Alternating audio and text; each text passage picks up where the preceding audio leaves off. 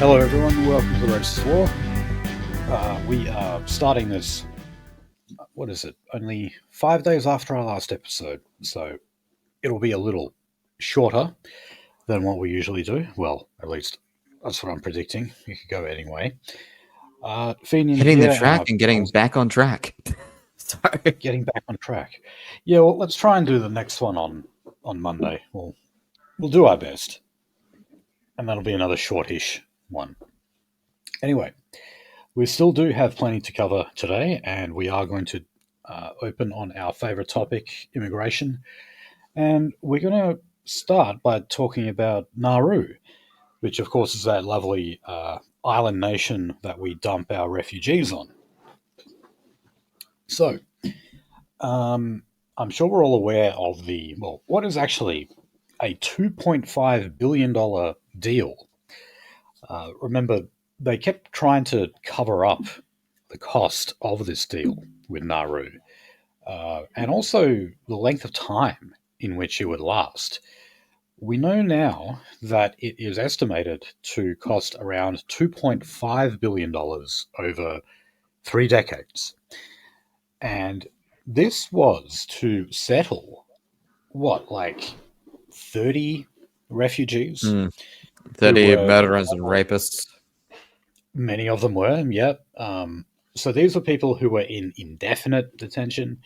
High Court ruled that basically there is no such thing, so you have to let them go.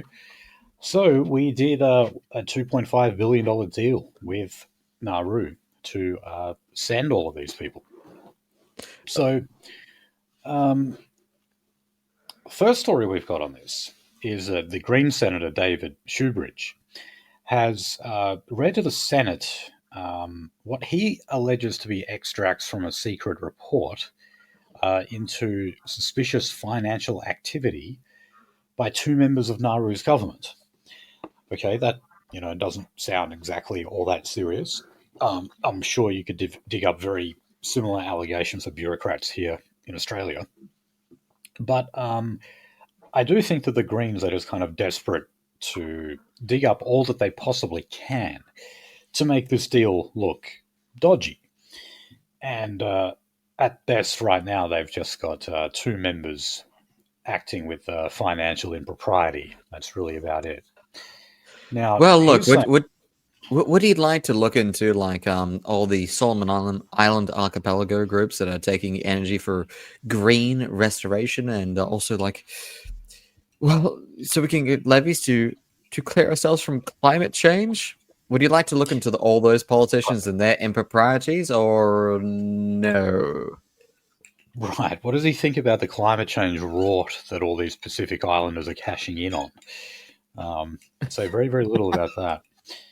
So he's saying that the Australian government is turning a blind eye to this example of bad governance in Nauru because they are afraid that it could jeopardize the deal that we have to take our indefinite detainees. Now, I am wondering, though, if eventually Nauru will simply send these people, these refugees, back to wherever they came from. And there has been a translation of a speech given by Nauru's president, David Adeng. I'm not sure if you'd say that properly. It sounds like a dang to me too. Yeah, I don't really, look into the politics of Nauru too closely, I must admit. I only look at their relationship to us. But anyway, he said that he believes that sometime possibly before the end of the 30-year deal, those refugees may well just be sent back to wherever they came from, which, of course, is a blatant violation of the deal being done with Australia. The very reason why we're giving them all this bribe money is to actually keep them, because we've spent years keeping them in indefinite detention because they couldn't be returned to their home country. Remember that. That's like basically the reason why they're in indefinite detention. We don't want them. They're gay. Their host country either doesn't want them or wants to do things like kill them, because many of them, yes, are guilty of committing horrific crimes. And Australia has a policy where we will not extradite a criminal if they face the death penalty in their in that extraditing country. So That could be that's again how we homosexuality and also criminal stuff. There's So it that could be too. murder, rape, which unfortunately so- is the fucking case. And so I've seen the this is most my theory. persecuted. I've seen the most persecuted group in all of Australian immigration, which is the Irishman, the white Irishman. I've seen a guy who literally like probably should have been fucking deported. To be fair, like he was a drug dealer and he came to this country because of a drug dealer. Get the absolute boots taken to him immediately. Well, yeah. Look, I still think South Africans are the most persecuted, and I'm not. But I'm not just referring to Matthew Grutter. I'm also Yes. referring to the fact that when South Africa finally decided to go Zimbabwe style and steal the farms from the white farmer, there were a number of humanitarian visa applications made by white South Africans. And during that period of time, none of them, and I mean none of them, were approved. So it was a deep state op, basically. And unfortunately, at the time, you see, Peter Dutton said that he wanted to see those people have their applications fast-tracked. And so the bureaucracy said, okay, well, not only are we not going to fast-track those applications, we're going to deny every one of them. Now, I mean, that is a form of corruption that should land you in jail. But nothing happened out of it. I remember that protest in Perth. And then I met a lot of people at that protest back then. That was including like 7 me. years ago. Yes, I think that probably was when I met you and, yeah, other Perth nationalists. It was, people still talk about that march all these years later, like, and how they began to network with a lot of new people. But anyway, we also have like an Afghan rapist who has been given permission to stay in the country, but will deny Thomas Sewell bail and will also deport South Africans who work as civil engineers. Who are not a train. A literal engineer. Who are completely law-abiding, raising a family. Went to a protest that was pre-approved. Yeah. But, this deal with Naruru, this honestly reminds me of like giving Andrew Forrest money for a hydrogen energy project. They take the money, they say that they'll make good on the deal, and then they simply don't, and they just run off with the money. And welcome to small island geopolitics. and these island nations, that is part of how they do politics. They accept these enormous bribes, and sometimes they don't even bother to follow through with their end of the bargain. So that might be what we end up with. Now, I don't care, by the way. If these people get sent back to wherever they're from, and then they get executed or whatever, I mean, I don't give a shit about that.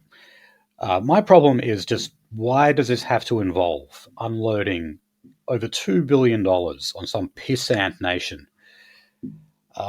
Why don't we just send these people back in the first place, and we wouldn't have to worry about any of this stuff. We Can we simply cut send them out the back and say, middleman?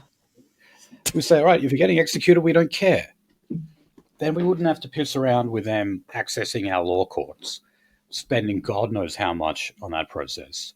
We wouldn't have to put them in indefinite detention, and we wouldn't have to do these dodgy deals with coconut islands. There's a joke about being a middleman, a island between the middle of two nations, and being cut out. It's staying there. I have no clue what to fucking grab from it, but it's there. Okay. Now, Are you eating cereal? A Malaysian factory that makes molds for the Australian glove maker Ansell has fired a number of workers, over 200 Bangladeshi workers who have been working for the company. So look, a complaint was lodged with the Australian Treasury, and they were accused of abusing the workers' rights of all of these workers. Now, in response to those allegations, they simply just went and fired them all, and now many of them are being deported because they no longer have work sponsorship on their visa. So, I mean, isn't this a great example of just like the precarious nature that these workers exist in? All of them were probably terrified of making a complaint because, well, they knew that this would happen. They knew they'd get fired. They knew they'd get deported. Now we've got like some activist. His name is Andy Hall. He went out and made this complaint, and kind of backfired on him because now these guys are all sacked, and many of them are on the plane home. So yeah, there was the about two live shows ago. I actually brought this little Reddit thing from it was actually r/Perth. And there's this Indian guy saying like, "Hey, look, I work for this this business in, I think it was Malaga. My boss pays me for 24 hours in in taxable wages, but the rest of it he pays me in cash. Last paycheck he shorted me like a whole bunch in cash. Is there anything I can do for this? I'm on a student visa. I can't be working more than 24 hours. It's like, you do realize that, like, your boss is now exploiting you. And then someone actually got it out of him. Like, oh, my name is Sarukit, and my boss's name is Manjeet. Oh, there we go. Oh, you're being brought over as an ethnic slave. Okay.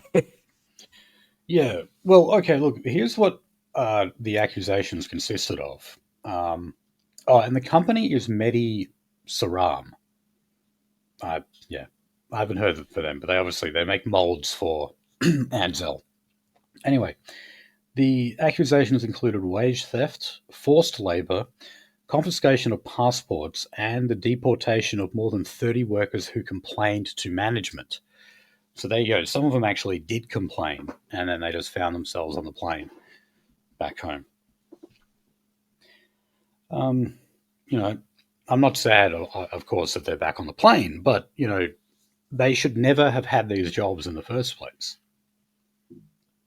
And the idea that big companies should be able to rely on a workforce of that nature where they can break all their statutory rights, treat them like complete shit, and then have the power to send them back to another country if they complain about it. Companies are now sort of beginning to expect their workforce to be of that nature. And that is something we cannot allow. Okay, now, there was also what was this? This was, okay, yep. So, a report released on Thursday last week by the Australian Population Research Institute. They said that there are rising tensions about net overseas migration in Australia and how it has been incorrectly attributed to permanent resident numbers. We tend to ignore the 1.2 million temporary visa holders who have settled in Australia since the pandemic. And, these are people who just hop from one temporary visa to another. The government said they were going to crack down on that kind of thing, where they say, okay, after you've done a couple of these, you either try to get a permanent residency visa or you piss off back home. But that hasn't stopped them. So this is, according to the Australian, this is skewing the idea of the Labor-leaning migrant vote.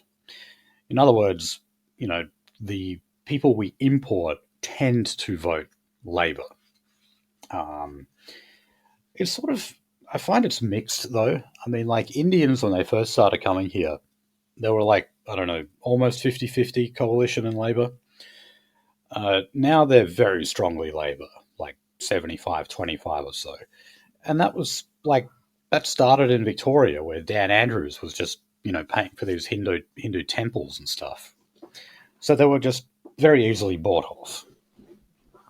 But, again, you're well assimilated Sikhs. Tommy Robinson said they're just going to be fine. Right. Now, we also remember though that these people on the temporary visas, they don't vote. They don't have voting rights. So maybe we don't have as many.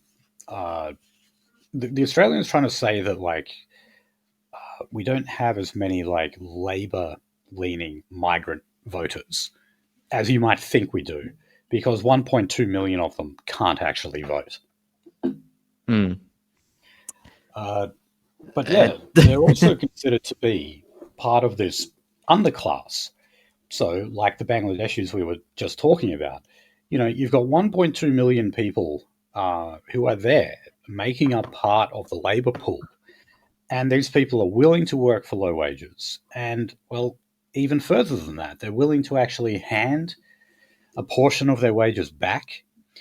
They're willing to do things like waive their holidays and other benefits. And, of course, they're terrified of actually making a complaint about it, because unlike other workers, they could be sent back to whatever shithole it was they came from. That's another problem with having this underclass. They're the most exploitable. Again, and I was talking about that guy. It's like, hey, look, I rely on 75% of my wages being in cash. Can I go to the government to go and resolve this? And then everyone was said no, you can't. What are you doing? You can't do that. Also, I even caught another one on my stream links. Job seeker, how to get it all. I am from India with visa, going permanent resident soon. I am studying certificate 4. My only income is from Uber food deliver on foot in city. How can I get all the free money I can from Centrelink? And that is an r/Indian Australians. Yeah. You know what I saw a few weeks ago that really fucking triggered me? I was couldn't be bothered eating, so we got pizza. Couldn't be bothered cooking, so we got pizza. And I went to Domino's, and there was this 15-year-old white boy getting yelled at by an Indian manager. I have no idea if he was in the wrong or whatever, but that was just extremely triggering to see that, because white people are the friendliest in the workplace. Anyway, let's go to Indonesia. There's a final story on migration. So in Indonesia, you've got 5,000 work and holiday visas up for grabs each year. So there are fraudsters there who take advantage of this. So they they have part of the requirements of this particular visa is they need to supply Australian officials with a referral letter known as the SDUYHV. So that's from Indonesia's Directorate General of Immigration. Now, these referrals, you're supposed to be able to get them for free. Like if you get the right person willing to sign off on it for you. But if, on the other hand, you pay a fee of up to $5,500, well, then you can get this provided to you.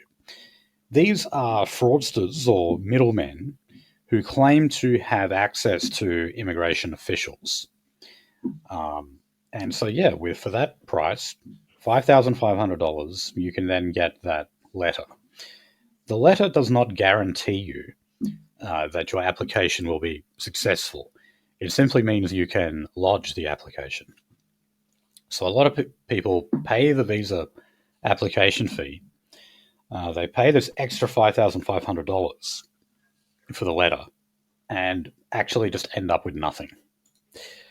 So this is just another example of the scam that is migration, or the Ponzi scheme that is migration. A lot of it just hurts small people, weak people, and yes, even brown people. Like the Bangladeshis I mentioned before. These people were treated like complete shit. Come on, Leftus. You need to get on board with this, right? You're gonna take this down? So look, I'm not saying like I'm the real humanitarian here or whatever it is, but in the scam, in the migration scam, it's like it really is something where unless you're the person running it, everyone gets screwed. Everyone, the people coming here, the people in the host countries, the people who have their wages and jobs destroyed, like everyone loses in this scheme of things. All right. It's the worst kind of zero-sum game. Yeah. So we'll move on to climate and energy. And thank Christ we're not doing the bloody COP31 anymore. That's out of the question. Yes. But anyway, they had another one of these bloody climate summits. This was a G20 in South Africa. And they signed off on a joint statement that apparently strengthens their commitment to the Paris Agreement.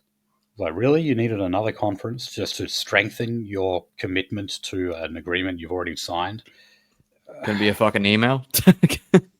So, the only G20 member who was not president was Trump. The only one. And he actually urged leaders not to sign the declaration. Now, of course, Albo was there, and he met with European leaders to push forward on talks of a new free trade deal with them. He wants that to be settled by 2026. So we know that whenever we have these free trade deals, there's always visas involved. Think of the ones we've done with India. In recent years, we did 2 separate free trade agreements with India, and now we're absolutely flooded by them. Now, of course, this is Europe we're talking about, but what percentage of Europe is white now? Like, I don't want to look it up. Can we not know that number, Finian? I don't want to know that number. Blissful ignorance, but yeah. Oh, I'm just saying that you're not going to get. You will get some white people, of course, but like those people who call themselves global citizens or whatever, you're more likely to get them, and they're usually of the coloured variety.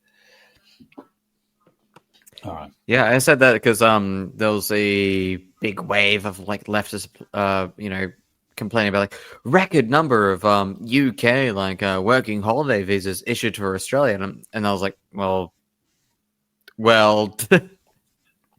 what are we really talking about here? Yes, I remember that story.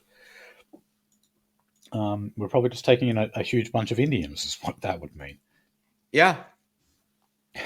Okay. So, over to New South Wales. The GFG Alliance apparently owes $29.4 million in overdue royalties to the New South Wales government. So, the New South Wales government has refused to remove a fixed charge over Talmore Coal's leases. All right. An application for winding up of Talmore Coal, commenced by the plaintiff Coal Mines Insurance, returns to court in December. So, in other words, this is a place that it's one of the coal plants that we have destroyed. And as a result, they have found it hard to pay their bills, which includes nearly $30 million in overdue royalties. And the government is demanding every last dollar of that. Now, I have to say, though, there's a silver lining here. Because you know who owns this company? Sanjeev Gupta. Oh, fuck. Who is the British, quote-unquote, billionaire. This very rich petite who has made all his money in coal. Okay? So, yes, okay, this place is shutting down. They're in serious debt. But, at least it's a fucking Pajit getting screwed this time. Okay.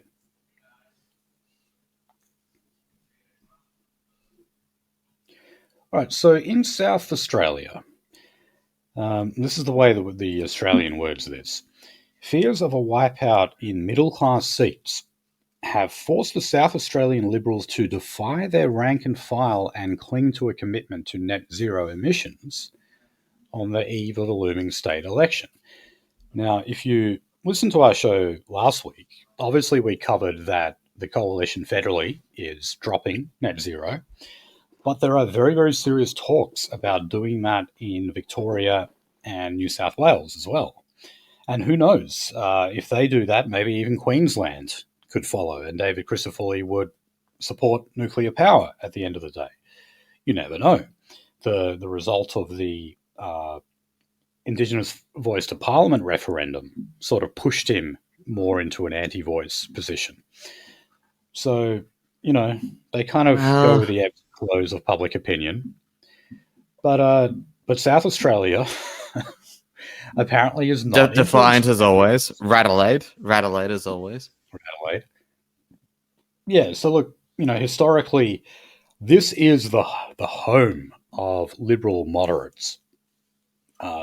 It's also where the Australian Democrats were born.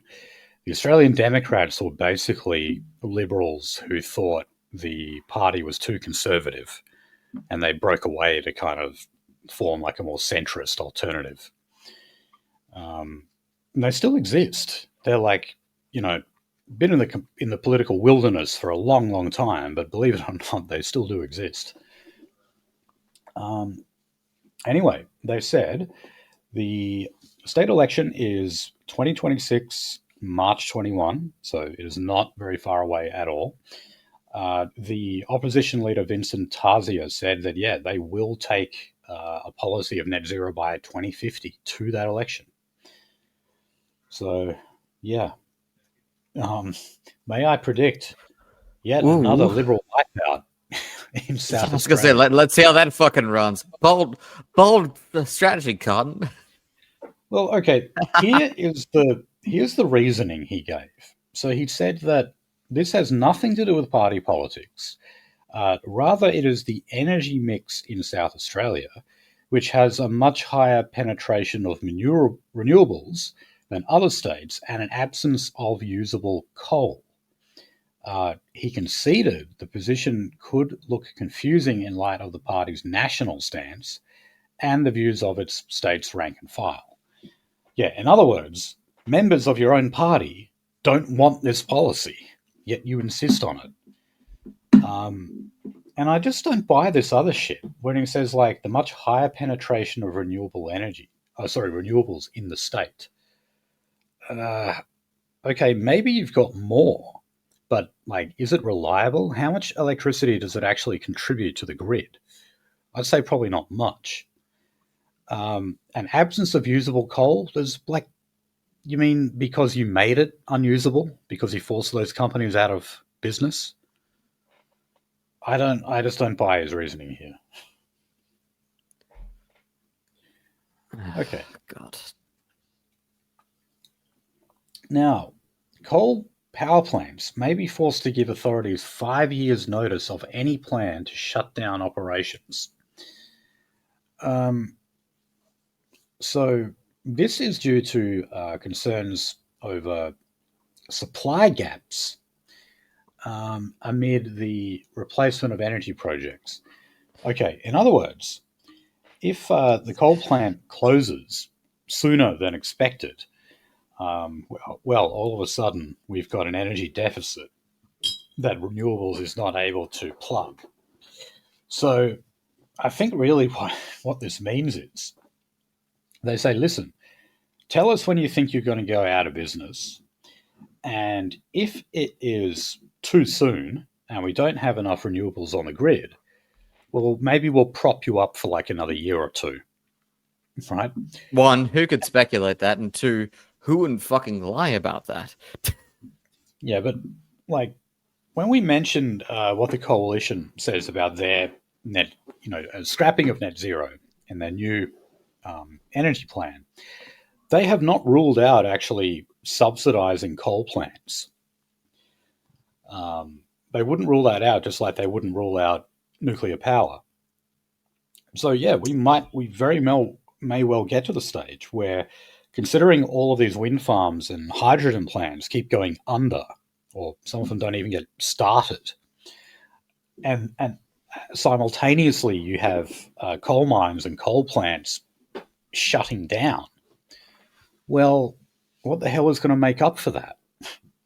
So the government is actually saying, hold on, we've accelerated like the destruction of the coal industry a little too fast. We're incentivizing you to lie about when we would shut you down, but tell us for how long you could be useful to us. Right. Dude, this is a nightmare fucking I don't know. Okay. Like, maybe invest in a fucking diesel generator. I'm not gonna fucking like say that, but like, what in the fuck is this policy? Okay, now here's a funny one. The federal opposition is demanding a temporary halt on the installation of new wind turbines. Do you know why? Because some of them have found to be contaminated with asbestos. Oh, there we go. Yes, that's stuff that can kill you if you breathe it in. Yeah. Also, let's put in the thing that flexes and breaks and like loses its composite fibers in the air and then distributes it over kilometers. Yeah, that's what we want. So the reason why a lot of these wind turbines contain asbestos is, well, they're manufactured in China. And they've been supplied to buyers all over the world, from Australia to Denmark. And Denmark, for example, has confirmed that they have quarantined a number of those turbines because, yeah, they've just been found to be too dangerous. Because, if you're around asbestos, it can definitely kill you. Knowlesy has just dropped off. I don't know what he's doing up in his Starship Enterprise. So I will just keep banging on here. Okay, so there has been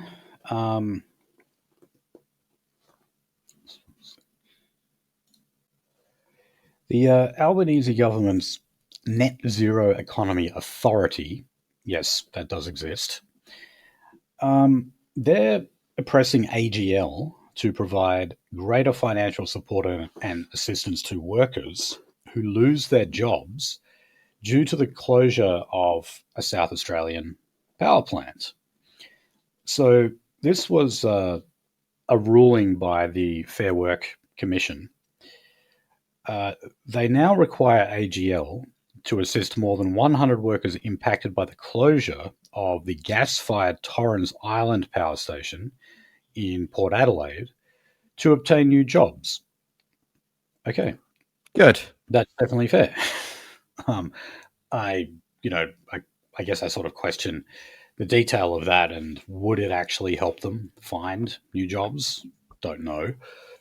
That would require like a separate inquisition into that. But yeah. Yeah, sure. But I mean, we can definitely say this is better than nothing because, well, look, it includes a $5,000 assistance package for individual employees. Okay, well that's like what 2 weeks, 2 and a bit weeks, 2 weeks wages, something like that. Yeah, 2 or 3 weeks. Yeah. So look, the union did say that that alone is insufficient.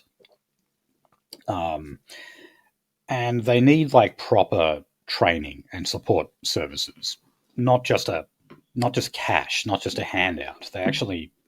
These are people who want to continue working, and they should be able to provide some training to help them enter the workforce in another way. And yeah, that's a realistic way of doing things, not just telling people to learn how to code or whatever. yeah. As if some like 60-year-old guy who's been working on a gas plant for decades can suddenly just become a computer programmer. No, he needs to go into a job that suits his skill set. I love this. I love this kind of moment because this is when Finian leans towards my socialist background. Is it really that socialist to say something like that? I mean, it is. You had like Tucker Carlson. Remember when he told Ben Shapiro that like he would ban like driverless cars because that would put truck drivers like out of jobs? Yes. I don't know if I quite agree with that policy, but at the very least, libertarians they refer to it as creative destruction, like when one industry goes bust or something like that, and then new ones emerge. But that just seems so callous to me. They're just like, oh, okay, yeah, all these people who say, I don't know, worked for Kodak back when you used to develop photos, are suddenly just all expendable, and you merely as soon as the digital camera came out. Yeah. In fact, I knew a guy whose mother worked for Kodak, and she was one of the ones who applied the film. This is like late 60s, right? And she was one of the film proofers. Like, oh, okay, like this film is good, this film is bad, this film is good, this film is bad for the Kodak film rolls. And as soon as the fucking the system came out, she got kicked. Without a week's wage. She got paid up for the fortnight, and that was it. Right. It's bullshit. It is. We'll move on to the environment now. And the Environment Minister, Murray Watt, has said that it is now or never in terms of passing their new environment laws. They keep seeming to forget that, this is a different area to climate change. Yes, there's some overlap, but, you have a climate and energy minister and then you have an environment minister. The Greens keep going on about how there needs to be clauses in this to do with reducing emissions. But it's not about that. It's about, say, preserving forests and ecosystems and species of animals, stuff like that. It's a separate issue. But anyway, you see, the government is trying to negotiate with either the coalition or the Greens to get this through. The Greens keep going on about how they want a climate trigger, which is unilateral power to stop an energy project or a mine or whatever from going ahead if they believe emissions would, reach over a certain threshold. The government has pretty much said, no, we're definitely not doing that. And if that is one of your key demands, then we're simply going to negotiate with the coalition. So now they've kind of offered concessions on both sides. So they have offered the Greens to be even more restrictive on the logging of old growth forests, for example. Good. And but the coalition also said that they're willing to vote for this if they make certain amendments to the bill, which basically means less restrictive ones. So Yeah. it could go either way here. All right. Look, I don't want a fucking a version of the EPA in this country, and I'm very terrified that that's going to be the upcoming case.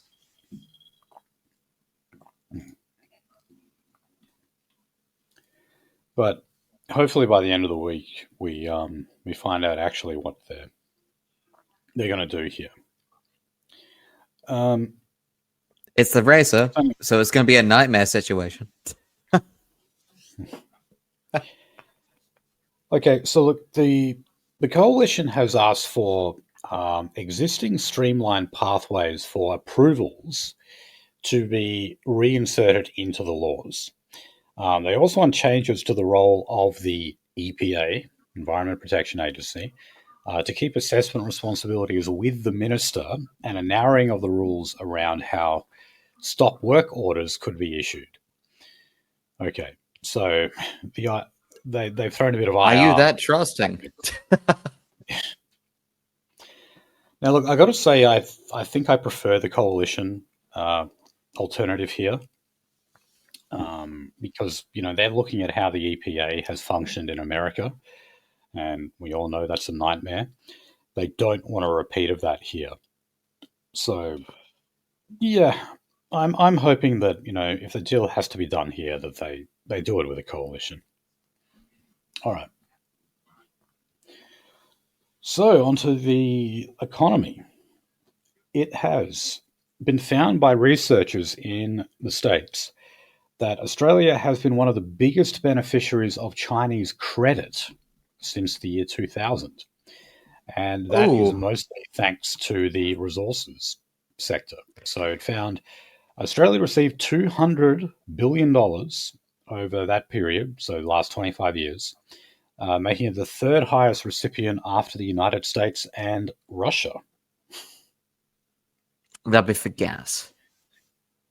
Yeah.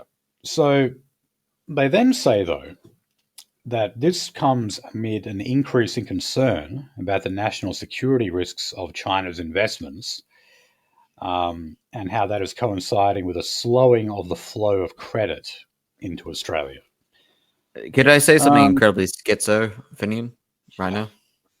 Okay, so there's now been a surge, and I've actually documented on my show paying against the American right against Australian, far right people saying you don't criticize Chinese, the Chinese influence enough. You don't criticize Chinese influence enough. Australia is owned by Chinese people.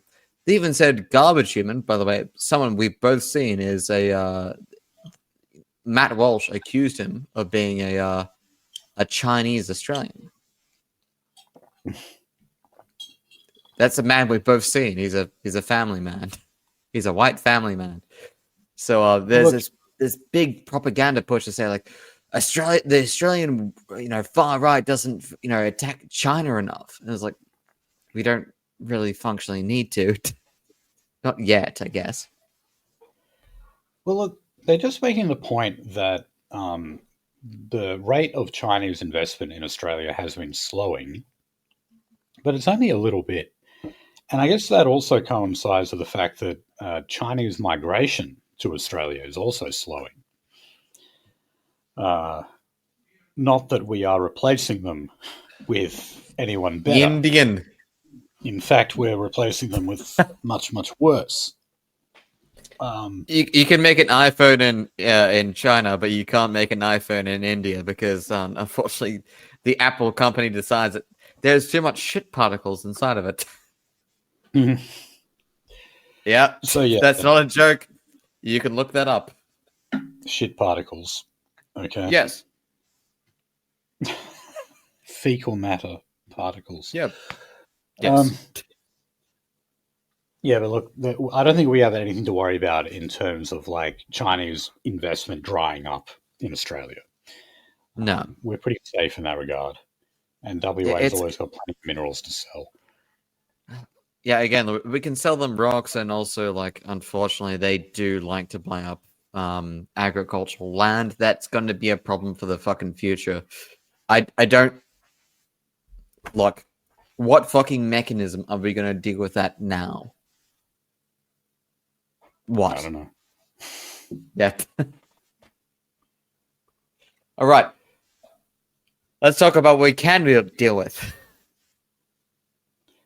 All right, well, let's talk about, Australia's largest primary aluminium producer. No, sorry. This is the largest aluminium producer in America. And they've taken aims at the subsidies and incentives provided to its competitors under the Future Made in Australia program.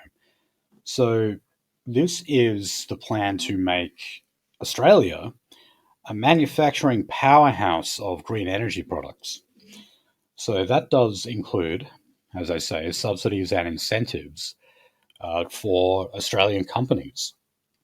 Well, yeah, when you want to actually make a manufacturing base, that's how you do it.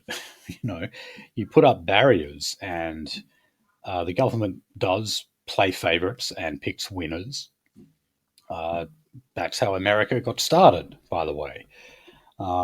People always go on about like the free market nature of America's birth, but they heavily, heavily protected their industries.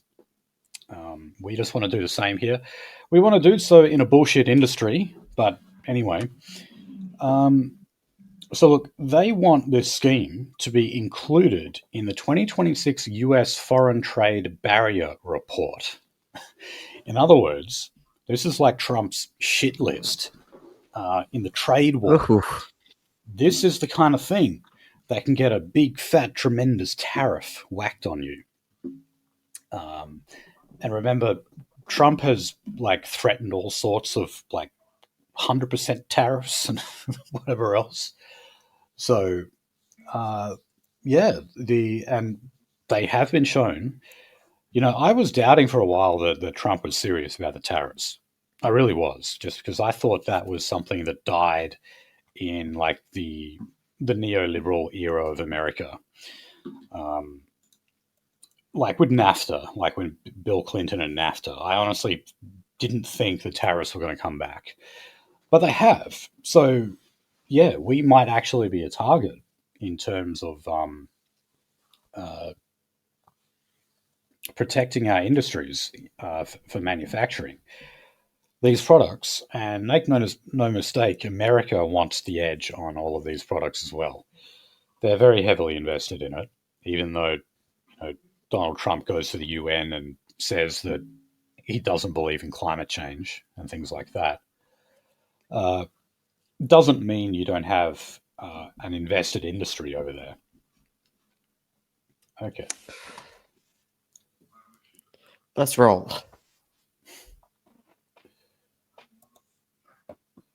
Okay. So Australian businesses importing into the United States could be in line for a $1.1 billion windfall if Donald Trump's so-called Liberation Day tariffs are ruled unlawful by the US Supreme Court. Right, so for those of you who don't know, the raft of tariffs that I was just talking about, they are being challenged in the Supreme Court. And this would mean like retroactive compensation would have to be involved here. So even though we got off, you could say, relatively lightly compared to other countries such as China, we still were affected by them. And it would mean that compensation would be payable. So that is a possible future payment or compensation payment for Australian companies who are stiffed by this. Now, yeah, look, I've said this, we've kind of repeated this line a lot before, but, like, the tariffs can be good, but, like, tariffs when you have no domestic industry are just pointless. All they do is put the prices up, and that's it. It doesn't promote the It doesn't build your internal industry. Like it's not. It's wartime stuff is probably the best thing. Like okay, so like how did America build cars? Because they started building like Willys Jeeps, and then the car industry exploded, and how did Australia start building fucking pipes? It's because we actually started building pipe guns, and that is that's something you can actually get in the parliamentary library. Yeah. But like our sizing and boring system, and our sizing then to the British standard pipe size system was because we had to deal with British calibers and But yeah, the reason why you go to Bunnings these days and get a BSS pipe sized piece of plastic is because of that. You need to have your own internal industry. If you shut yourself off from the rest of the fucking world without having your internal industry, you fail. Yeah. And look, how you do that is with subsidies. You do it the way Albo is doing it with the Future Made in Australia program. Even though, like I said, it's propping up a bullshit industry, that is how you actually do it. You need to apply subsidies. That's what Trump should be doing. If he wants to get manufacturing back off the ground in America, he needs to be subsidizing those industries, not just whacking tariffs on competitors. So yeah. Okay, let's go on to housing. All right. Oh god. We have yet another report. It says that more than a decade is needed to save a standard 20% deposit to buy a house in most capital cities. Okay. Here's the whopper. So this was the housing affordability report, and it says that home values have risen 47.3% since the lockdowns of 2020. So, in other words, they have almost doubled in 5 years. Now, anyone who wants to tell me that immigration does not have an impact on housing prices, can you please explain that one to me? Why is it that right when we got out of lockdown and we started to turbocharge migration, boom, our house prices within only a few years double? But trust me, it's a supply issue. It's a supply issue. Trust me, it is. It is obviously a bloody demand issue. Yeah, look, the RBA is forecast to keep interest rates on hold as well. So you're not getting any relief in that way either. Nope.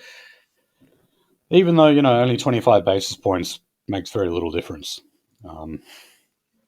The problem is actually just the total value. All right. Now, it's bad news in regional areas as well. We've documented this a few times. So the worsening rental affordability in capital cities, of course, pushes people into regional areas. So there was a time where you could do that, a form of like urban flight. But now, no. I remember we covered, God, I can't remember what it was. It was some regional town, I think, in the northwest. No, sorry, it was Queensland, where they had a 1% vacancy rate in regional Queensland, a regional area. Now, despite that, oh no, sorry. However, the worsening rental affordability has stalled in major cities now. But that doesn't mean they're cheap. It also doesn't mean the prices are coming down. It just means the rate of growth has stalled. It's not turbocharged like what it was when COVID restrictions ended. But that is just nowhere near good enough. We need prices to actually fall. We need the housing market to crash, actually. We need to create a lot of upset voters who see their property values massively depleted. But it's a good thing because then millennials and Zoomers can actually afford a house. Okay. Okay, so on Labor's expanded first homebuyer deposit scheme, this is the one where they allow you to use only a 5% deposit. Would you like to get raped by a bank? So the modelling involved here from Treasury has been heavily redacted. So I wonder why. So the coalition, of course, has accused the government of secrecy and hiding the impact it has on prices because, of course, well, when we talk about demand and supply here, if you make it easier then to buy a house, you increase demand. That's economics for dummies. It's not even economics 101. So, yes, the government does actually admit that long term that would have an impact on price, but they say it would only be a 0.5% increase over the next 6 years. Are you kidding me? But I mean, at the rate in which housing prices are moving, that is, rapidly, it's like a big blur. It would be very hard, to blame the government for X amount of cost increase because prices are just going up so much, so rapidly that it's hard for people to keep track. So, they can get away with it. All right. So the government... I was going to say a Fed post there, but... What? I was going to say a Fed post there. No. I was going to say a Fed post there myself, but I was going to stop. So the suburb of Port Hedland in our northwest has a voluntary buyback scheme. Now, this is because they will be developing it for industrial purposes because, well, that's what you do up in that neck of the woods. Yeah. But get this, though. Those people who chose not to sell, they can stay. I don't know if it will be the kind of place you would want to stay in after they've developed it. But if you are that stubborn, yeah, you can stay. And, you certainly won't be able to go to court, like in a castle or something, and object to the development. That is going to happen. So, they bought back... I don't think they'll do the nail house where they do in China, where everything is built around you. Oh yeah, they won't appreciate that. I don't think in Port Hedland. I don't think that's possible in Port Hedland. Well, probably not. But I mean, no one who actually owned a property there would want to live like that. No, fuck no, dude. I don't.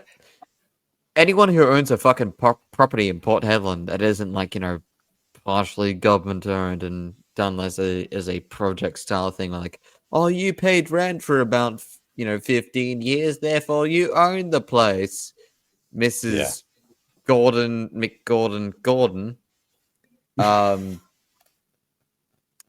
No points for guessing the ethnicity that I'm actually jabbing at. Right. And I don't think they're going to do that. it's going to be the same thing as Marble Bar, where they all sell up because they're going to be bought out by, well, I guess every single like large tower in Perth, Rio Tinto, Baltic Metals Group, etc. Okay, so over in Victoria, there are new laws that require real estate agents to publish a property's reserve price at least 7 days before it goes to auction. Now, why would they want to do that? Well, because there is something called underquoting, and that is when a property is deliberately advertised for less than its expected selling price. And then, that way you gather a bigger crowd, you get more bidding happening, and people are more likely to empty their pockets. So there's all sorts of dodgy shit like this that goes on. And, we didn't need laws like this before because these kind of practices just weren't happening. You didn't have people like renting out beds in a house. Not renting out rooms, but actually renting out beds in a room. Hotbedding. Yeah, stuff like that.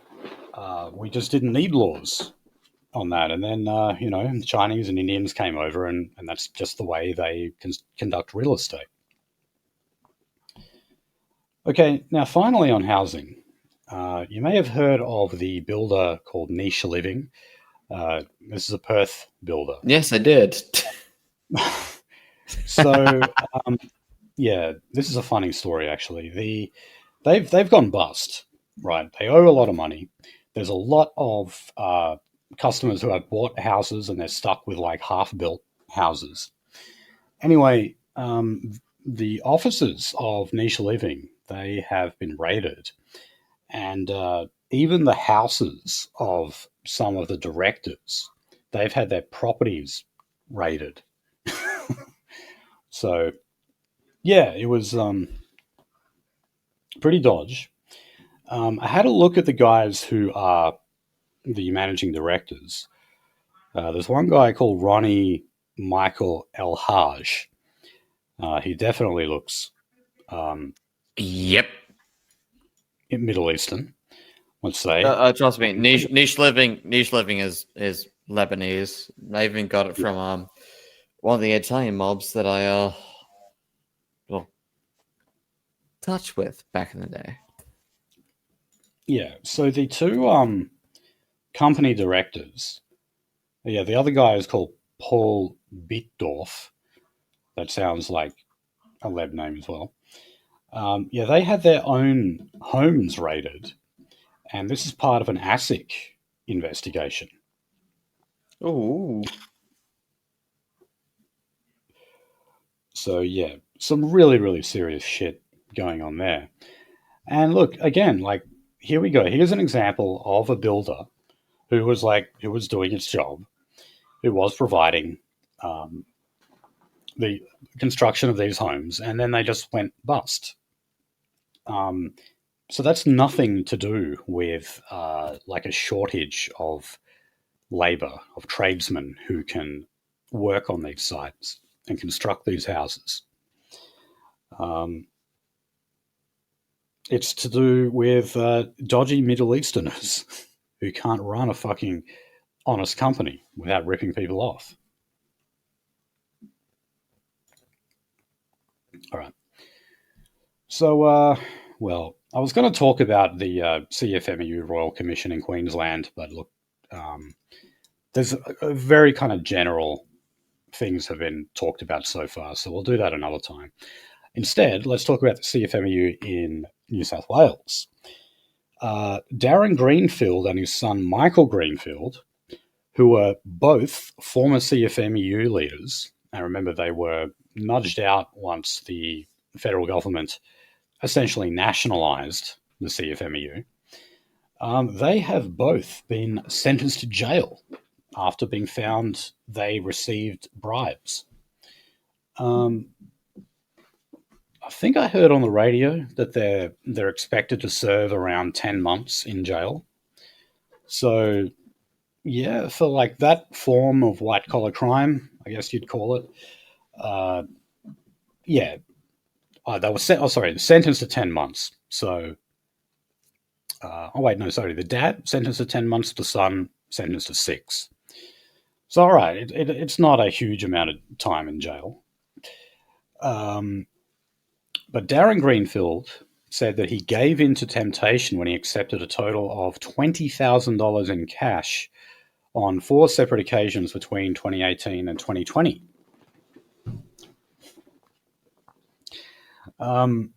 He's argued, though, that this was an aberration of his behaviour. In other words, something very unusual for him. He just had a few momentary lapses of reason and accepted these massive bribes.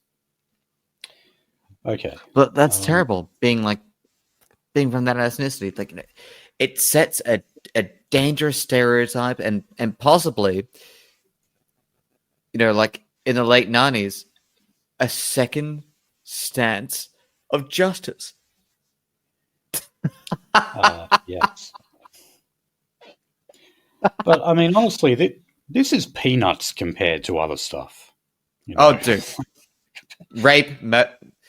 Again, I think it was you said, like, we didn't have the idea of gang rape in Australia until we had the Lebanese. Yeah. Because that's fucking true. That is true. It is. That's why, when they were the judges, when they sentenced Bilal Scaff, or the judge, I should say, he literally said that, like, he had never come across anything like that in the entire history of Australian criminal justice. And he was actually, like, somewhat, like, bewildered as to what exactly he should do for it, because he just never seen anything like it. Anyway, talking about IR.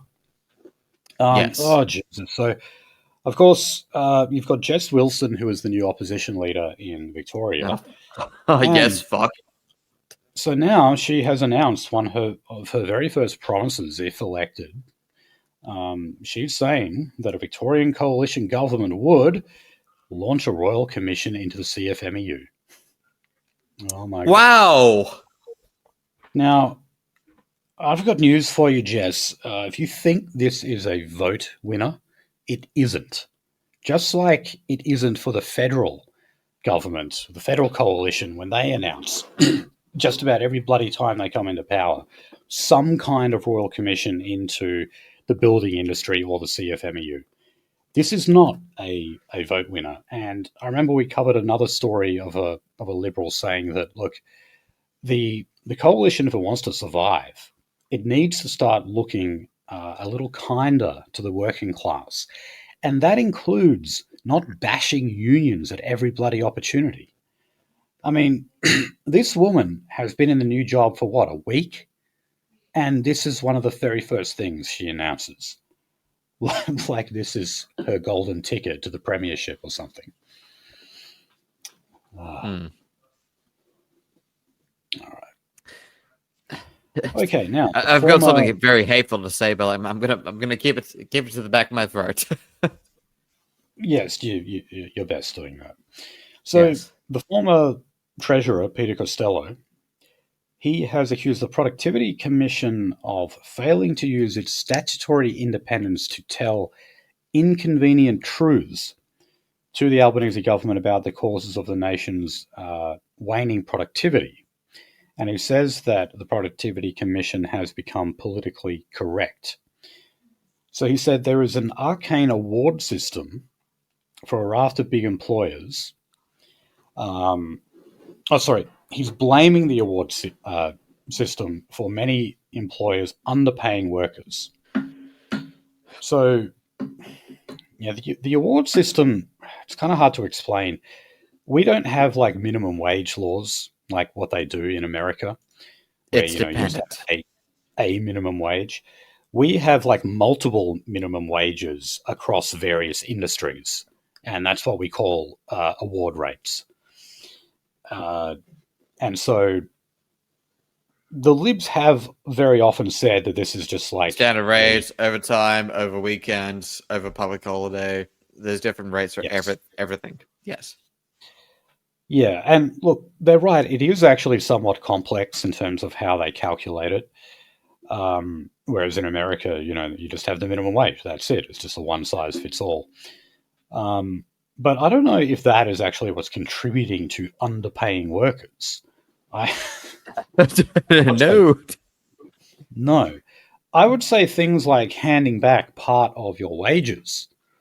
That would be why some of these employers are underpaying workers. I don't think it has anything to do with the award system. Well, there's the r/Centrelink. I'm an Indian worker. I work for money, and also like my boss now wants me to give remittance back to his family. Yeah. So look, oh god, he made this speech to the H.R. Nichols Society. Yes, he did. I was waiting for that. Oh jeez. If you don't know, this is like it's an Australian think tank that is like 100% focused on industrial relations. They're a one issue think tank, and all they ever talk about is like crushing unions and reinstating workplace agreements and things like that, individual contracts. So he said, you can If imagine only that you were having so much more red. He said the government would not be too keen to have it examined and measured for its productivity outcomes. But did any of the handpicked participants raise it? What about our productivity commission? Does our productivity commission think that arcane awards, same job, same pay legislation, legislated work from home, right to disconnect laws, the state of commercial building sites, has on the effect of productivity? Oh Jesus, Peter, you just rattled off all of these issues that pissed people off about the coalition in the last election.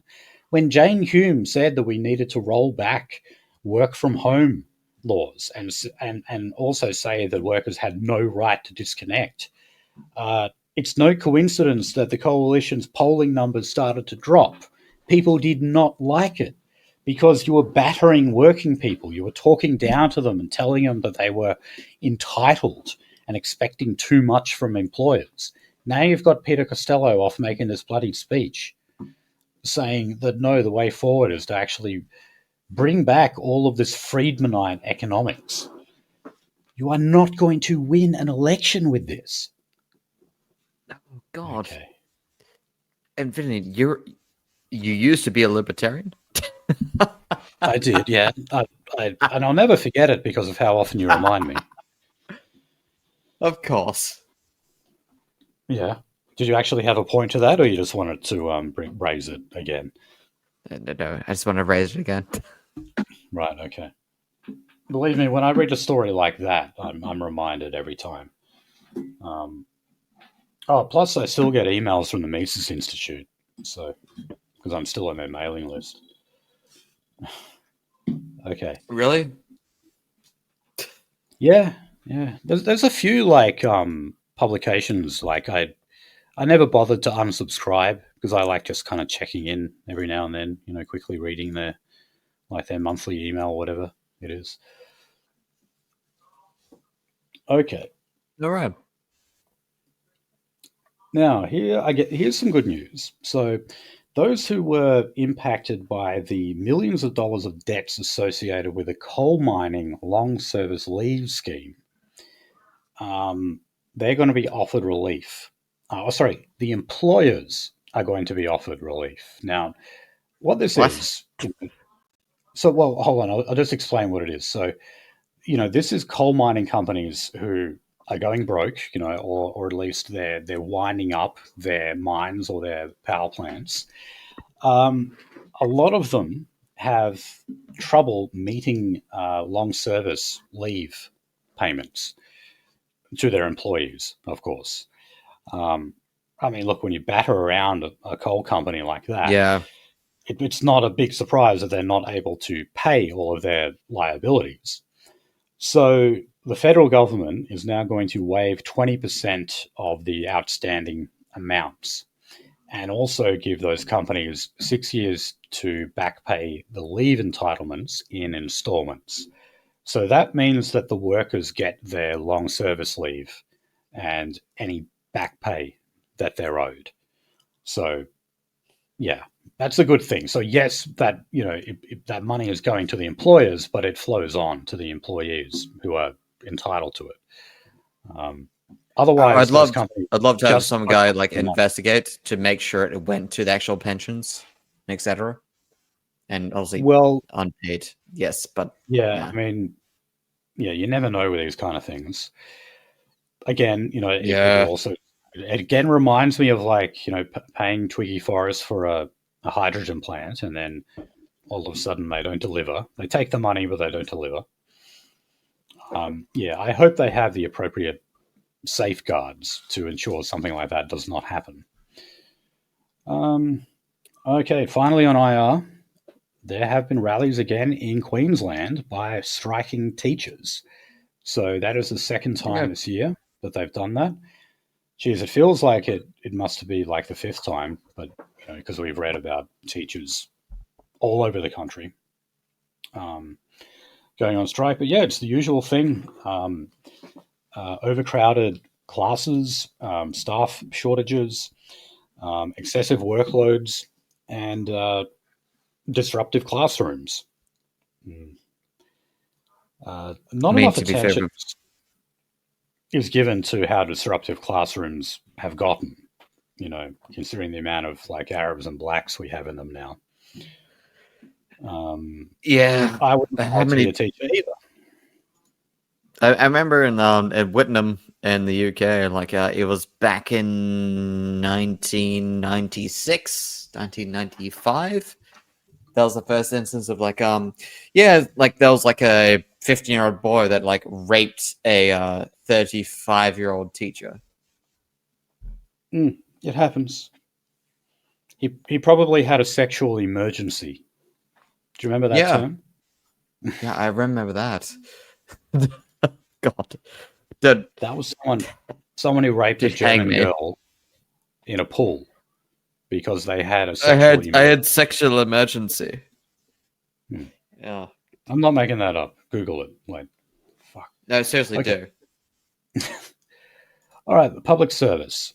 So Katie Gallagher, who is our finance minister, has confirmed that she's asked federal departments and agencies to find further efficiencies and things we don't need to continue doing. Okay, that's code for cost cutting and firing staff. So, Peter Dutton said that he would wind back 41,000 extra public service jobs that were created by Labor in the last term. Another thing that was not popular. When you launch an attack on the public service like that, on just people who earn a modest living, again, people don't like that. They think you're battering the lower classes. But now it's looking like Labor might actually be doing that anyway. We've always got a problem with finances, I guess. And Katie Gallagher is saying, well, we at least need to do a stock take here and see what it is we can change. Now, she said that she wants to find savings of up to 5% in a year. Yeah, that's actually quite a lot, and that would probably have to mean cutting staff. Cutting, yes. Or at least not hiring more. Okay. Now, foreign affairs. Just one story on the Solomon Islands. We can't seem to leave this alone. So ever since ScoMo let his guard down and the Solomon Islands did, they basically joined Team China instead of Team America, Australia has been scrambling to get back in a strategic alliance with the Solomon Islands. So they have made little progress on a $190 million package. So this expands the Solomon Islands police force, and it basically means that Australian military and police train them. So, Hmm. I think, like, on Solidifying paper, our presence here as a Western power force, and also, by the way, if you don't think that police training for us is not the same as police training for them in Tuvalu, the yeah. yeah, like if you don't think that's the same, you're a fucking idiot. I'm sorry. Yeah. So obviously, commentators are looking on this and just saying, okay, well, the Chinese military and the Chinese intelligence agencies are all operating in the Solomon Islands too. And guess what? They provide training to the Solomon Islands police as well. Um, and so I don't blame the Solomon Islands for doing this. They're basically just milking this for all it's worth. They're kind of saying to Australia, well, look, we're still willing to consider a deal with you, but you've got to make it worthwhile. So they've got both sides trying to woo them and just splashing all this money on them. Uh, I can't say that is an irrational tactic in terms of statecraft. Uh, I blame our own leaders for getting involved in all this shite. I blame the states. No, sorry. Well, yeah, I blame them more. Yeah, So. like we're in this situation because of the geopolitical presence of the states there. But yeah, I mean, like it's not a bad thing. I'm gonna say this: we're not being hostile to you guys, but yeah, that's the Australian state doing that shit. Yes, we're just watching. Okay, on to our delightful Aboriginal friends. Just one story as well for this one. So, the peak body for Indigenous organisations. So, what is this bloody? Why don't I have this written in the prep? Well, anyway, look, they were at a joint council for closing the gap. This was in Hobart, where like Aborigines basically don't exist anymore. Anyway, the Indigenous minister, the federal minister, Malarndirri McCarthy, was there, and she said that financial penalties are on the table for states and territory governments who do not meet their closing the gap commitments. Now, this is something that's actually been called on for a long time by Lydia Thorpe. She is outraged that in Queensland and the Northern Territory, the Aboriginal prison population has been growing at a very fast rate. What a surprise. You crack down on crime and Aboriginal incarceration goes up. So Lydia Thorpe says, well, all right, the federal funding that's given to these governments, let's just take it from them. Let's punish them in that way. Because remember, that is one of the commitments under Closing the Gap, is to lower Indigenous incarceration.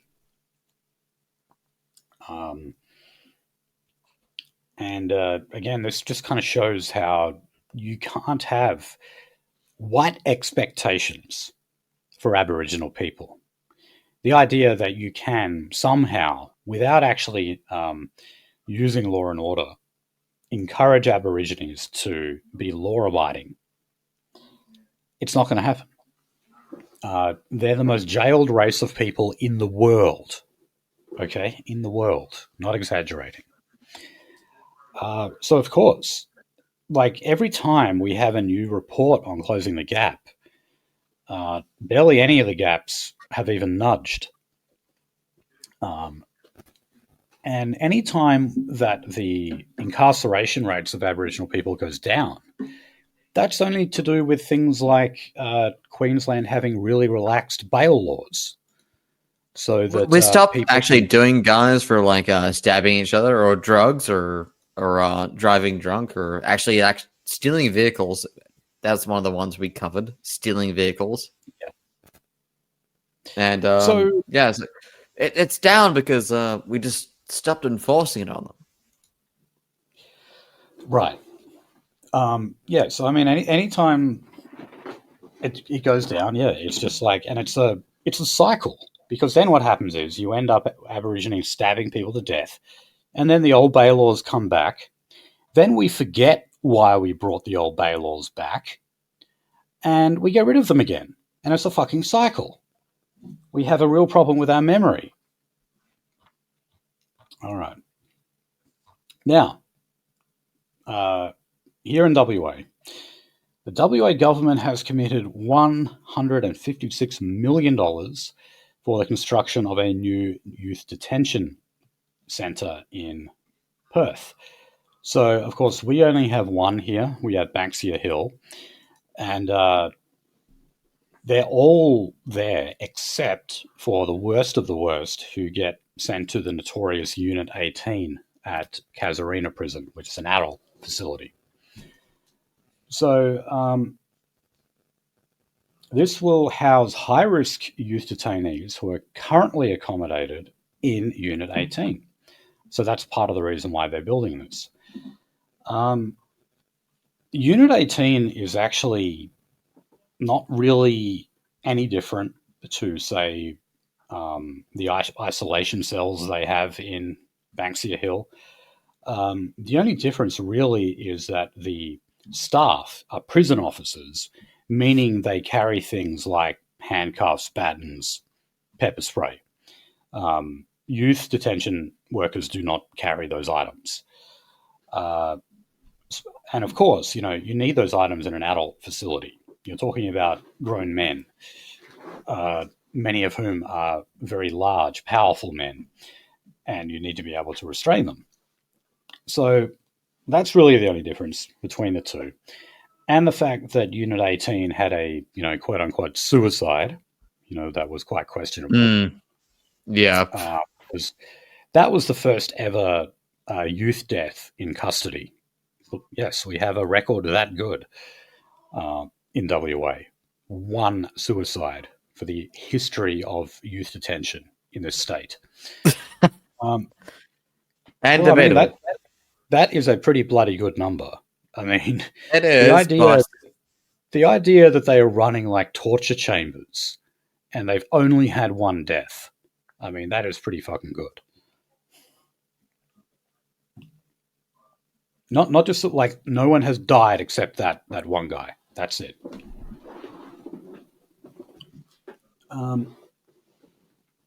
So anyway, there was actually a rooftop protest at Banksia Hill.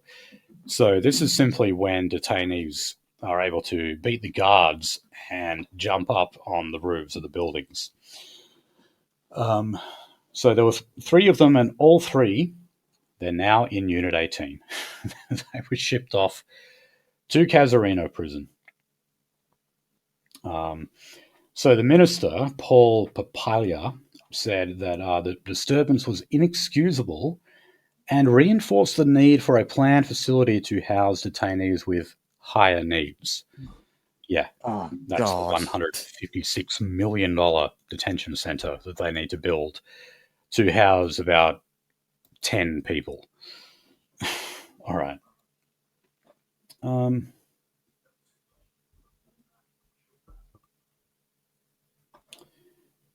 So we've had another seizure of vapes and illegal cigarettes. So, so 10 businesses were issued 90-day trading bans across the Illawarra, Shoalhaven, and Riverina this week. So yeah, so many of these businesses, like legitimate businesses, are selling illegal vapes and illegal tobacco. They don't have them on display, of course, but, if you go there and say the password or something. Again, like I did tell you about this, like a week and a bit ago, like, if you go to a construction site and it's like, hey, look, I'm looking for this, you'll get it. And this is about it. Yeah. Oh, God. You know what nangs are, Nolsey? Nitrous oxide canisters. Yes. So course I authorities do. now. Yeah, all right. So look, for the people who don't have a degenerate past, it's those little like silver canisters. They're supposed to be used for whipping cream. Heavy Those, cream whippers. yeah.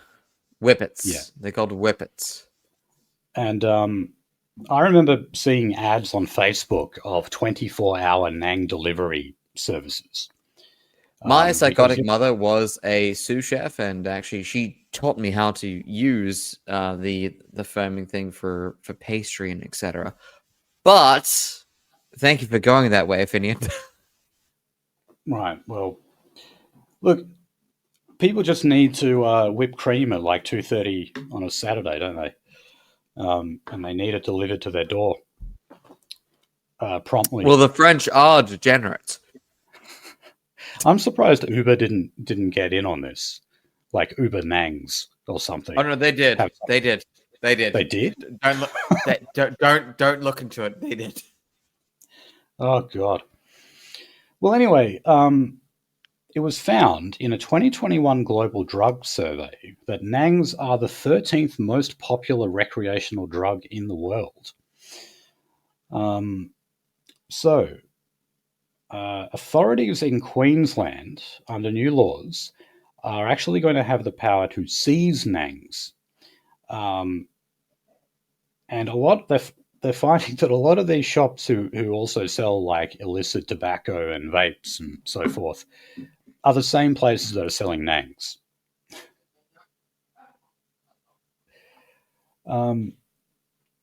So the Health Minister, Tim Nichols, said the amendments to the bill would address the rising scourge of Nangs and close another loophole exploited for profit. He said these products are increasingly sold using and in the same illicit networks that traffic illegal vapes and tobacco. Now, I'm not sure exactly how they're going to do this, but surely, like, there should be a limit on how many you can buy, you know? Because if your purpose is to just whip cream, it's not like you would need 100 Nangs to do that. It's because like they. Do you know how easy it is to register an ABN? Oh, well, I was able to do one, yes, so I know it is very easy. Yes. And again, like the next step is like, oh yeah, like I'm registering an ABN as because by the way, like you can have whippets as a box car style like food cart thing. So you can have that have whippets as that, and as a fixed restaurant, you can have as many as you want. In fact, even the Galaxy gas sized ones you can get. Okay. Yep, it's trust me, it's a good part of pastry, but also it's nightmare mode.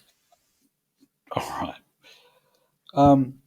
But no, I mean, I know that you could walk into some of these shops. Often they were run by some dodgy Asian, and you would just you could go in there and you could just fill up bags and bags of Nangs. And Oh yes, you could. they might give you a funny look or something, but they'll still take your money. Well, not that I do that. Okay, anyway.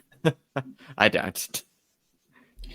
All right, so let's just go to state politics. And of course, we have a new leader in New South Wales as well as Victoria.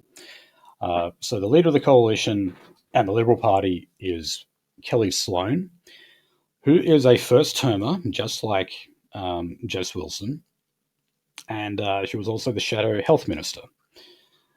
Ooh. So the former Premier, Mark Speakman, actually, when he resigned, gave her his endorsement.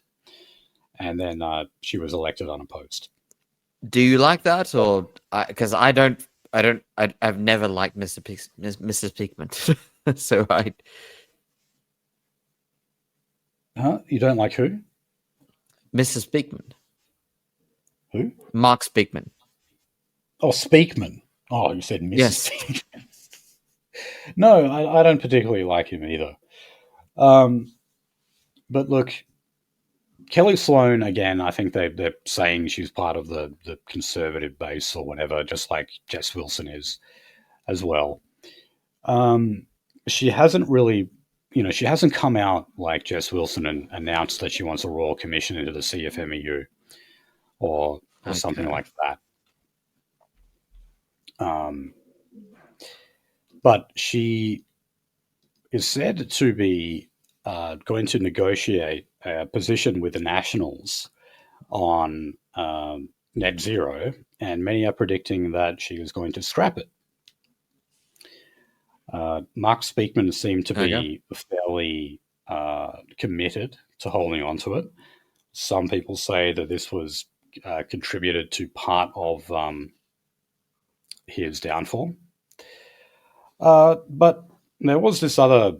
Let me just read here from the ABC article, a couple of paragraphs. So, a regular feature of opposition media events, Miss Sloan has become one of the most high profile members of the New South Wales Liberals, prosecuting the Minns government on hot button issues ranging from illegal tobacco to pressure on the state's hospital system.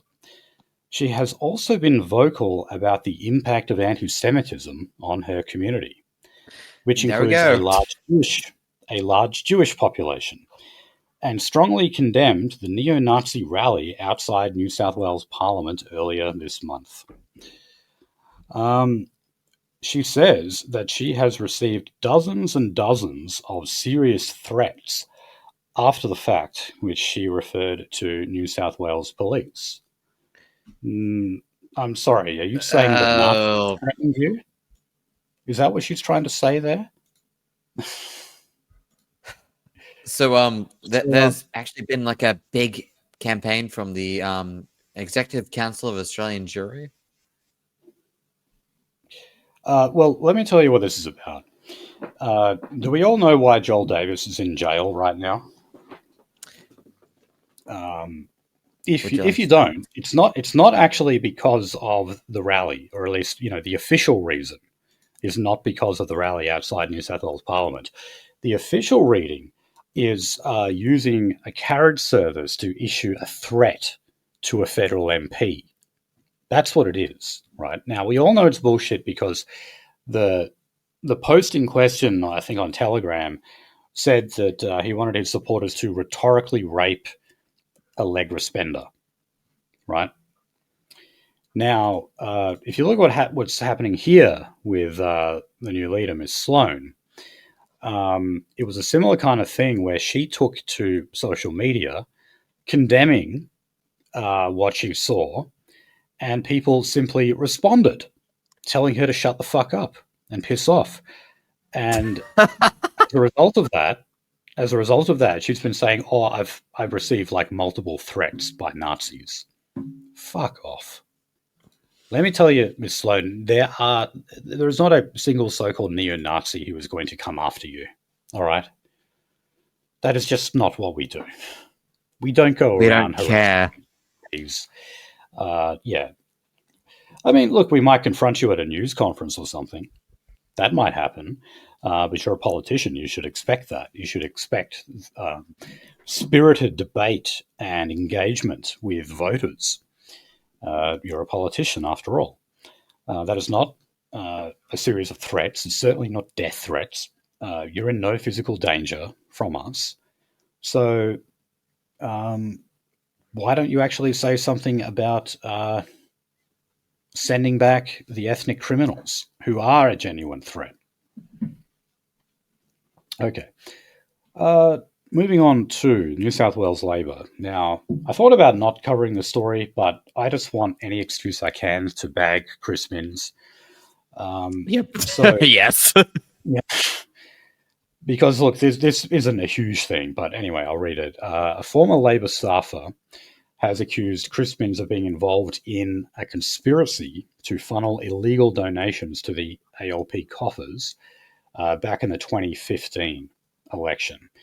So an affidavit has been submitted by David Latham, no relation, I don't think, to Mark Latham, saying that there was a secret hearing of a parliamentary inquiry into Mr. Minns on November the 14th.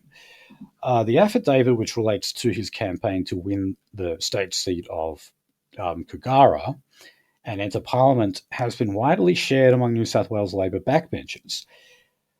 The allegation is the latest twist in one of the most infamous donation scandals in the ALP's recent history, which was the $100,000 of cash in an Aldi shopping bag.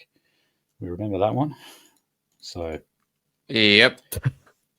I hope for more and more of this. Well, that was an ethnic mandering, by the way. You know, like, Of course there's it was. no.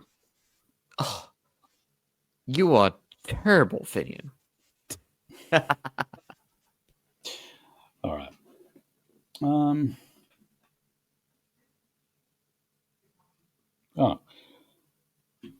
Perhaps in the wrong spot. Let's go to the Victorian Animal Justice Party. Now, yes, they do have an upper house MP called Georgie Purcell. She has revealed that she has reported to Parliament of being sexually harassed by several times by a person understood to be another MP, but who has not been yet identified. Let us guess. If you look at this woman, now look, she's not the worst looking woman in the world. You can tell the vegan diet is not doing her well. Oh, Jesus. No, but the thing is, though, I reckon, honestly, if she ate, like, a proper diet that consisted of red meat, like, you know, she wouldn't have this skeletal frame on her. Can But I the other say thing this? is, Can I stop say this- something offensive? well, I was just going to lastly say, I just don't like the tattoo sleeves either that she's got on both arms. She looks like a wastrel. She looks like what? A wastrel. And that is? A ghoul. Very ghoulish. Okay. No, but all these vegans, they're either fat or they're like painfully gaunt, and they just look Well, like they're because, like, slowly wasting away. Okay, so like vegan food is like Oreos and Doritos and etc. Like it's all like hyper processed food. Which, by the way, like just has so much fucking sugar in it and so much, you know, carbohydrates in it. Like that's the thing. Like that's all they can fucking eat. Yeah, and if they don't do that, they just eat a shitload of fruit and veg, which, you know, are not calorie dense. So, you know, they tend to be malnourished. So I the think Indians. Well, yeah. I mean, I'm not being terrible here. Okay, so let's go to the federal parties now. So the Nationals, Matt Canavan, and probably only a matter of time until he makes his way back to the front bench. Are you saying he was the only one who could have convinced Barnaby Joyce to stay in the Nationals? As far as we know, Barnaby he still intends on leaving the Nationals at the next election.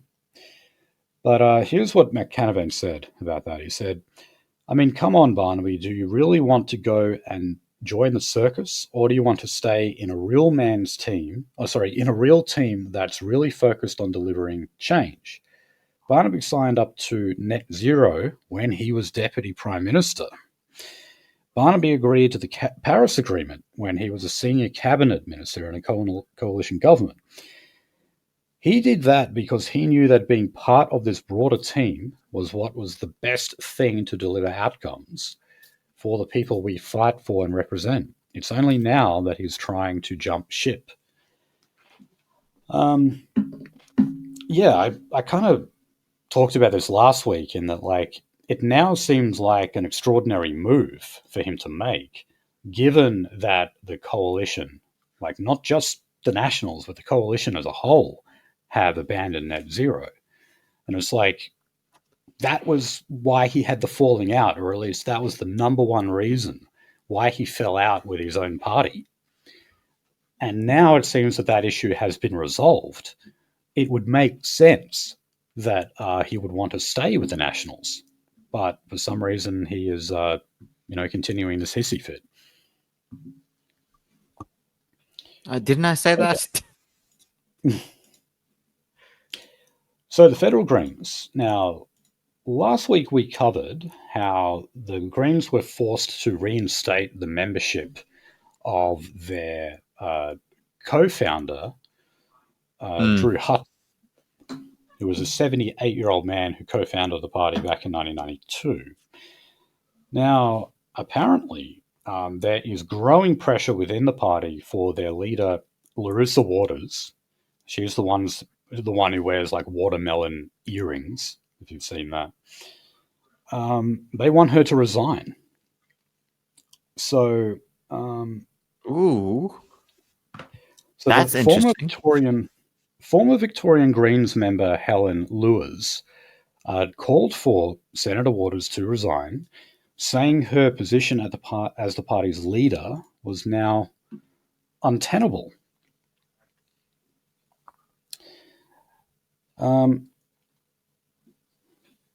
Oh, God. So this woman, Miss Lewis, this former Victorian Greens member,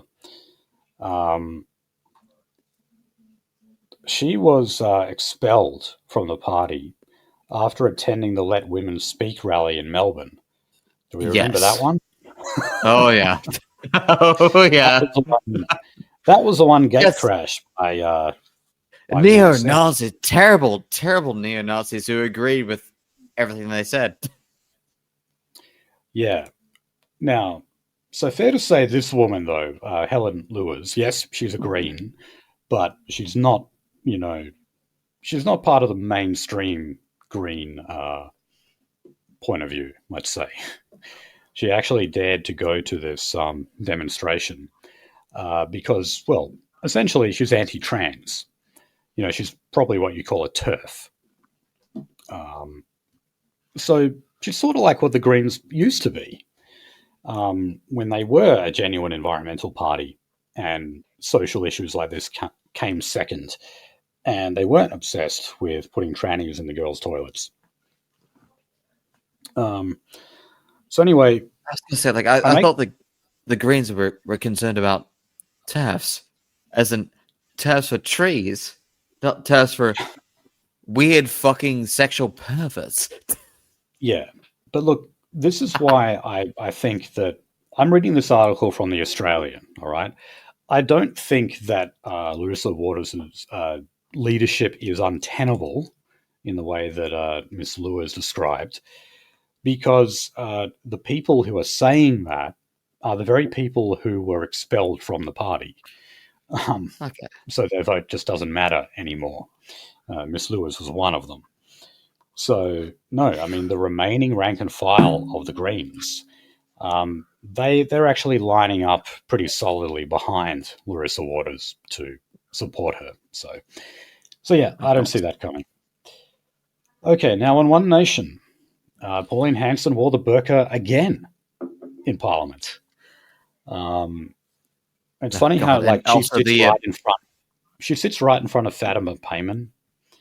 So, like, there it's was. an AJA skit. I'll put it this way. Also, the Executive Council of Australian Jury even fucking gave her a pat in the back for doing this. So, God. Yep. Well, she didn't even do it properly, because when she walked in, like, you could actually see her tights and her high heels. That's not a effective burqa. You get a stoning, I think, if you wore it that way in Afghanistan or something. But anyway, she introduced another bill to have the burqa banned, and the reason why she went and wore the burqa was because she said, well, okay, if you don't think it should be banned, then we should just be able to walk around with it all the time. And so she walks into Parliament with it. I don't know if that line of reasoning lines up exactly, but uh, I think we've got better things to worry Not about. not for not for her parliament, and also like uh Look, no, don't worry about banning the not us, burqa. not our Worry circus, worry not our about monkeys. worry about banning the people who want to wear the burqa in the first place. Okay, because if you Again, like force they these said that women like only out of it, 1% of yeah, they said like out of like what's that like 16% of Muslim women in Australia, like only 1% wear the burqa. I was like, well, what percent wear the hador? What percent well, wear like Muslim that's a headdress? lot. What percent are fucking Muslim? What percent are like Middle Eastern or like Western Asian in descent? Yeah, well, look, Well, but hold on. The other thing is, I want to know what percentage of them wear the burqa and the niqab, because remember they're two different things. So the niqab is the one where their eyes are revealed, and the burqa is the one where it's like, but it's almost like wire mesh, like it's perforated, and they can just sort of see out of it. So you can't even see their eyes properly. That's the burqa. I reckon a significant amount more would wear the niqab because I see that a lot. You know, when you go to like a big diverse shopping center, I see the niqab a lot. Finian, Um, what part of them are Middle Eastern, West Asian, and also Southwest Asian? well, the ones I'm used to seeing, they look like Arabs and Because Africans. I don't fucking care. Well, okay. Well, like I said, Yes. the issue is not these items of clothing; it's the people who wear them. You know, we never Yes. had to think about having a law to ban the burqa until we got migrants to this country who wanted to wear it. Well, So, it's terrible. It's terrible for me. What about habit? What about a habit? Because a a habit what? is just as terrible. Oh, A habit is just right. as terrible as the niqab. It's just as terrible. It's because it's not like there's a different people under it and a different culture and a different basis for this entire nation under it, but they look the same, Yes. and that makes all the fucking difference in the entire world. All right. So let's talk about the social media ban that is now only weeks away. Um, so it is due to come into effect on the 10th of December. This is for anyone who is under 16.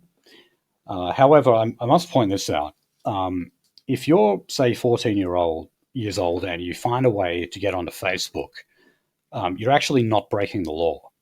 You know who's breaking the law? Facebook. Because they didn't take the proper precautions to stop you from using the site. That's how it works. So, obviously, there's really not much of a disincentive there stopping teens from trying to access this media. Now, also, um, there was a lot of debate as to which exact platforms would be it would be subjected to, and whether or not there was going to be any exemptions. YouTube tried to become exempt from this. They haven't, although you can access YouTube Kids if you want. But also, another company or another platform that was trying to get out of it was Twitch. Well, sorry, Mm. Twitch streamers, but no. Um, I Again, did if you're say under like 16, on the you're not stream, like supposed to I access did that think either. it was Asmongold who fucking triggered that, because the same day that Asmongold actually referenced some normally anti-Jewish stuff, he got fucking pinged by the e-safety commissioner. Oh, okay. Mm. I thought maybe it had something to do with. Remember that guy who like slapped around his girlfriend during a stream when when he was playing Fortnite? Oh Do you no, remember? they didn't give a shit about that. No. Maybe I don't know. I find that footage funny. I probably shouldn't laugh. Um, it's more the fact that he actually left the camera going while all that was going on. Um, like he gets up like I think twice to fucking slap her around and sit back down again. Like, uh, okay, I'm sorry, Okay. laughing at white Sharia stuff here. Okay. Oh, the other thing on social media, a digital freedom advocacy group are taking this to the High Court. So they're saying that this is a constitutional violation because it violates the right to freedom of political communication. This is one that is cited a lot. So we'll see how that goes. Like one of the arguments I've heard is that like, oh well, look, my teenagers can't vote yet, so the only way they can like participate in the political process is by accessing social media to make their voices heard. That's one of the arguments I've heard. I guess there's somewhat of a point in that. Just let the internet be a fucking like an absolute fucking hot mess. Because otherwise you can control it. Look, now I want to control it. Later. Yes, so do I. But no, the one issue is cyberbullying. I really think that is the main thing. Particularly of teenage girls who are the most vulnerable in that respect. Girls who get teased about, say, being fat or ugly or something like that, and then driven to suicide. There are unfortunately no shortage of stories like that. But then, of course, you've got other people who say that, no, the internet provides a radicalization rabbit hole, because, well, some 15-year-old boy might like to listen to The Racer or something. It's terrible. And then realize he's a Nazi. That's really the other thing, So when they talk about banning YouTube, because there's not really, I was about to say there's no sexual content on YouTube. There is sexual content on YouTube, but it's not, it's not like hardcore or anything. They think that, the dissident right or the extreme right or whatever is brainwashing like too many teenagers, particularly teenage boys. And that is where I say, like, no, if you're a teenager, you should definitely be able to explore politics.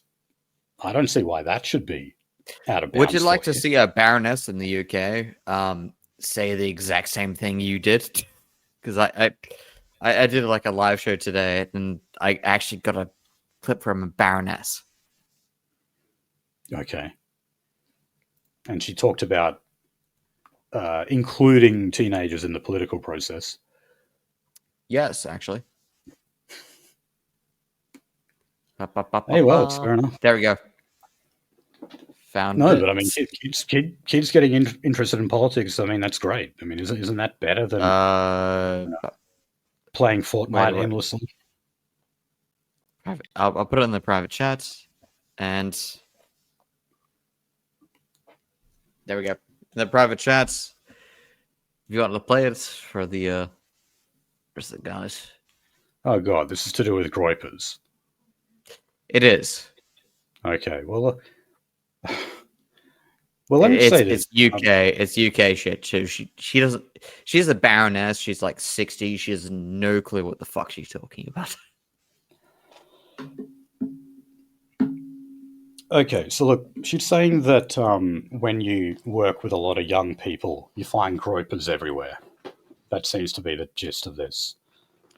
Yep. Also, she says ethno-nationalists. Okay. Well, yeah, I mean, they're a very light form of that. But look, I'll say this about the groypers. They are a gateway, rather than gatekeepers. They certainly attempt to be gatekeepers. But, there's a hell of a lot of kids who might start with them, or they might start with, like, I don't know, Vox Day or something. I knew a guy where he started with Vox Day, and I was like, no, you need to move on to something a bit harder. but they eventually do that. They're like, maybe they need Fuentes just to sort of push them over the line, and then they go down the extremist rabbit hole, so to speak, and then they Yeah. discover authentic white nationalism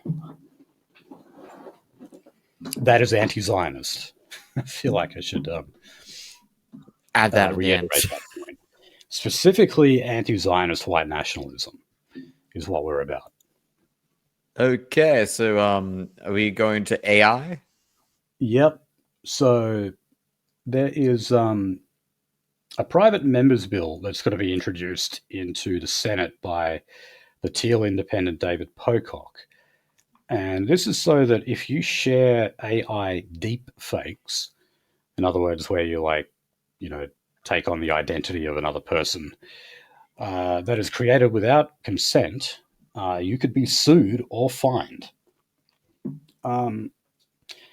Yeah, so I mean, I think they did the example of where they created a deep fake of Anthony Albanese announcing a political policy.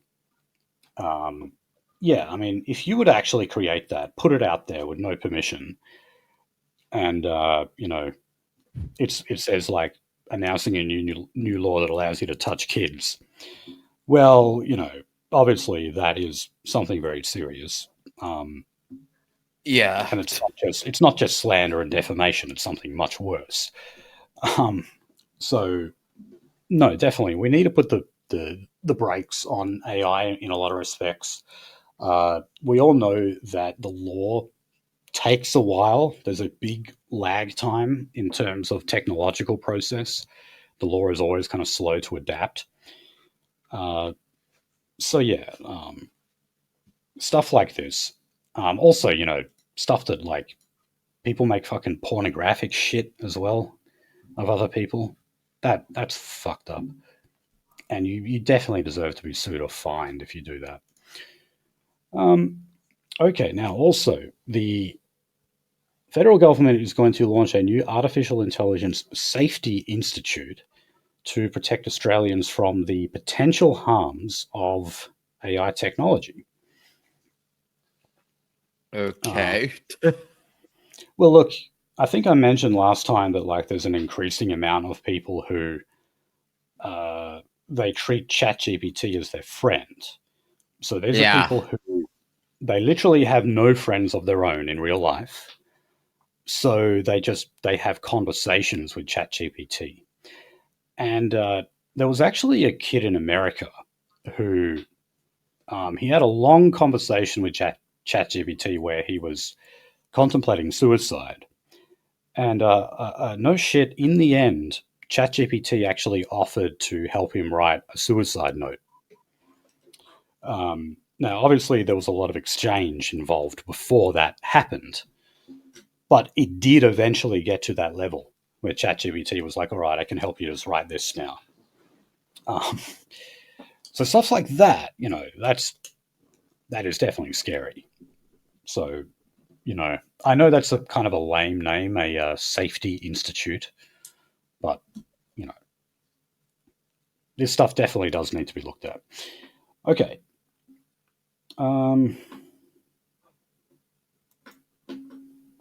So just quickly on gambling, federal parliament here, the Macarthur MP Mike Freelander, he says that if there was a conscience vote given on gambling, that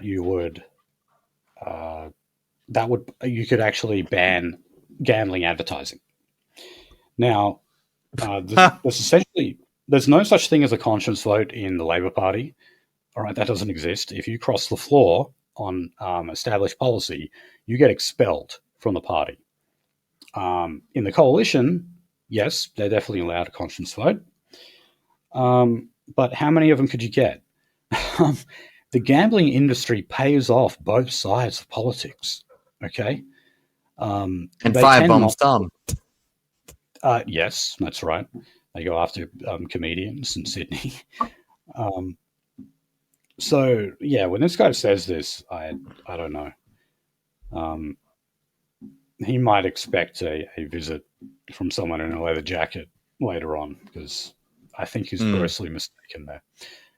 I was going Okay, to say, like, now, could I have this? Nolsey, have you seen the new BOM website, the Bureau of Meteorology? It's shit. It It is is. genuinely fucking shit. I have yet to meet a The person. radar sites are shit. Everything is fucking shit. When it first came out, like, it was actually a real pain in the ass just to navigate to the page that gives you the 7-day forecast.